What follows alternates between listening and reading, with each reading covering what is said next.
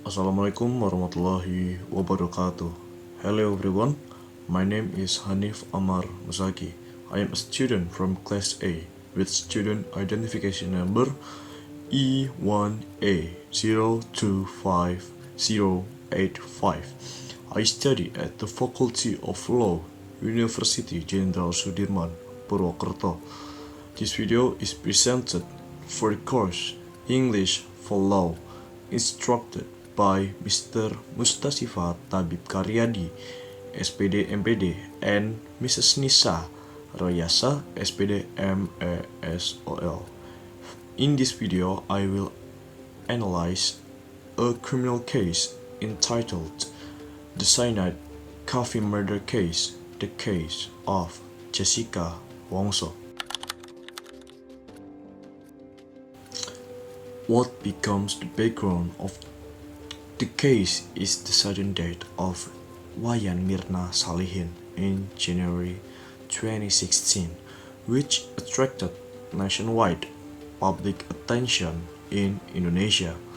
The case started on January 6, 2016, when Mirna met her friends Jessica Wongso and Hani at a cafe in central Jakarta.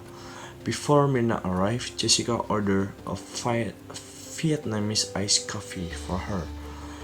After drinking the coffee, Mirna immediately felt unwell, collapsed, and later died at the hospital.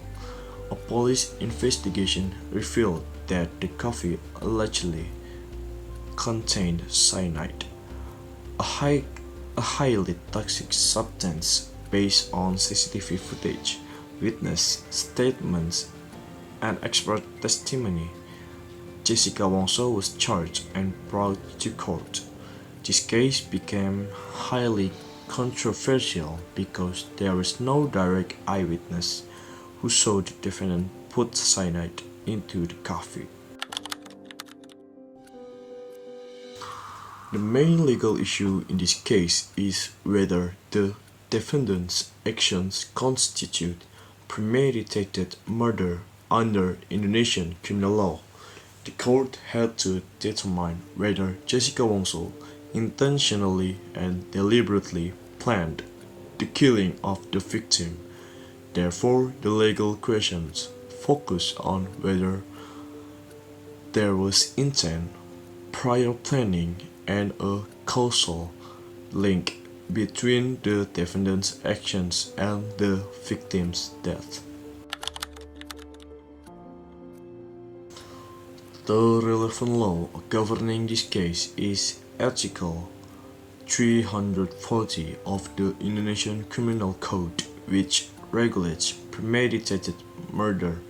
According to Article 340, premeditated murder involves the intentional killing of another person with prior planning and preparation. To apply this article, the prosecution must prove three elements. First, the existence of intent to kill. Second, the existence of premeditation or planning. Third, a causal relationship between the act and the death of the victim. In this case, the prosecution argued that ordering the coffee before the victim arrived and having exclusive access to it fulfilled the element of planning. After examining the evidence, the court found Jessica Wongso guilty of premeditated murder and sentenced her to 20 years of imprisonment.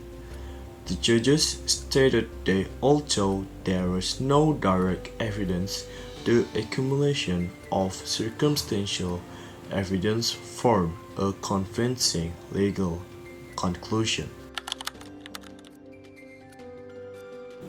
In my opinion, the court's decision has both strengths and weaknesses. On the positive side, the judges carefully analyzed the sequence of events, the defendant's behavior, and expert opinions. The court correctly applied Article 240 by assessing intent and planning through indirect evidence. However, the decision is also controversial because it relied heavily on circumstantial evidence. The absence of direct proof raises concern about the principle of legal certainty and the standard of proof beyond reasonable doubt. Therefore, while the verdict is legally valid, it remains open to academic and public debate. This case has important ethical and social implications. It shows how media coverage can influence public opinion and potentially affect the fairness of criminal proceedings. It also highlights the importance of proper forensic procedures in ensuring justice and maintaining public trust in the legal system. In conclusion, the Cyanide coffee murder case illustrated the complexity of proving criminal responsibility in cases without direct evidence.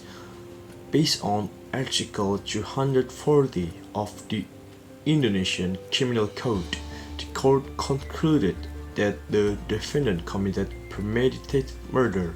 Although controversial, the case contributes significantly to discussions on evidence, judicial reasoning, and fairness in criminal law. I think that's it, and thank you for your attention. Wassalamualaikum warahmatullahi wabarakatuh.